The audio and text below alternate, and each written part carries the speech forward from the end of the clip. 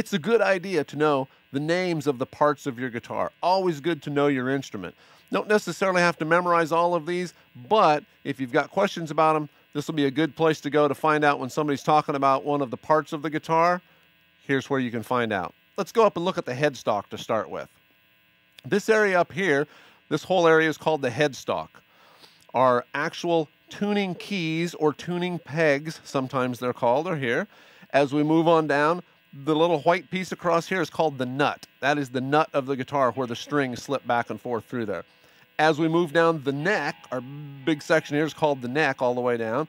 The front part of the neck out here, we call the fingerboard, basically because that's where we put our fingers, right? Now our little dots here, in this case little half moons, those little dots are simply there to help you identify what fret number you're on. Here I've got one at the 3rd fret, the 5th, the 7th, the 9th, and the 12th. Up here where your 12th fret is, usually you have 2 dots or a little bit different looking dot. That's where the guitar repeats. In other words, all of the notes that we had open, E, A, so on and so forth, they repeat right there. Our fret wires are the wires going across here. So the fret is actually the space between the wires, right? So this would be the 12th fret, the 13th fret, so on and so forth.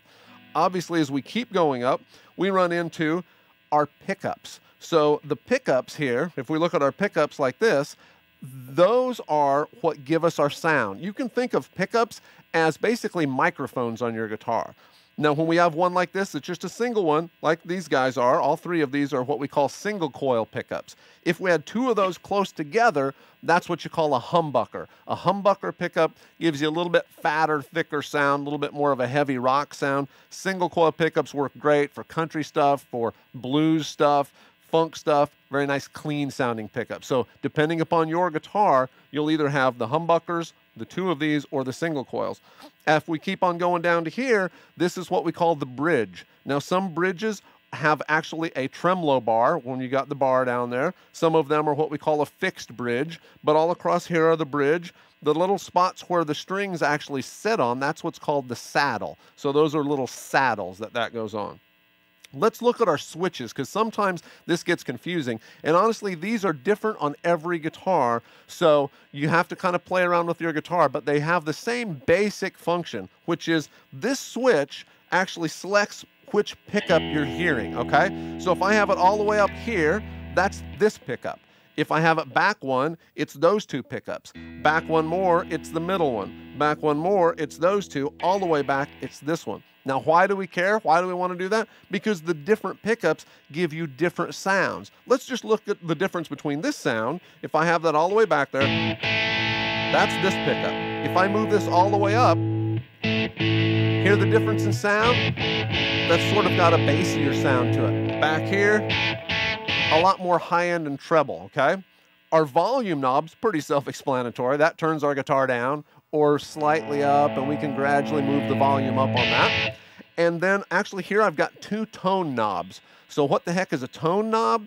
Tone, it's really kind of, think of it like a bass and treble control on an equalizer on your stereo or on a radio, right? So with the tone is all the way up, the guitar is pretty bright sounding. A lot of treble. If I turn that tone down, let's go up to this pickup because you'll really hear the difference. If I turn it down, hear how that gets really, once again, more bassy. There's no high end to it, no treble. It's not very bright sounding. As I turn that up, it's really bright. Now you can experiment with that tone to get various sounds, you know, and find out where it sounds best. Usually having it turned up all the way is a good place to start, and then you can always adjust your amplifier and figure out what kind of sound you want from there. But your volume goes up and down, tone goes up and down. Really the one more thing we look at, and that's back here where our guitar plugs into the actual guitar, or I should say our cable plugs into the guitar. That's the jack plate, right? And that is basically the essential parts of the guitar. This whole part where we've got everything else is called the body of the guitar. So we have different bodies and different styles. You can have different looking bodies.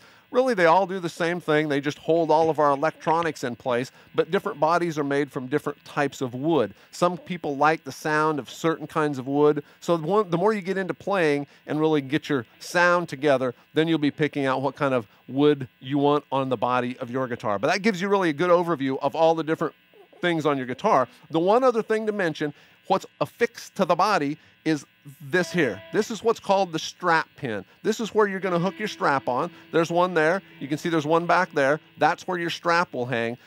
If you have a nice guitar, the one thing you might want to consider is buying something called strap locks.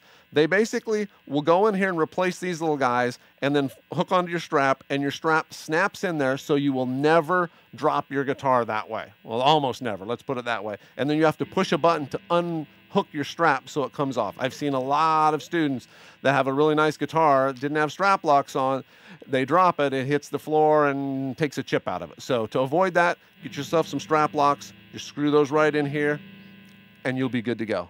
So when we're talking about parts of a guitar, there's actually one more part. It's not really part of the guitar, but the way you can get a really good sound. When you hear the sounds that I'm playing on here, sometimes the sounds are clean, but sometimes they've got a cool distortion sound.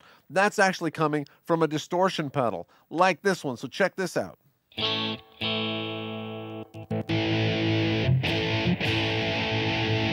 So that's our distortion pedal. That's how you get the big, fat, crunchy rock sound. Now, there are other pedals like your chorus pedal, delay pedal. Best thing, go somewhere, see if you can play around with some of those. Find what suits your sound the best. They're a lot of fun to play with some different pedals and, experiment with your sound.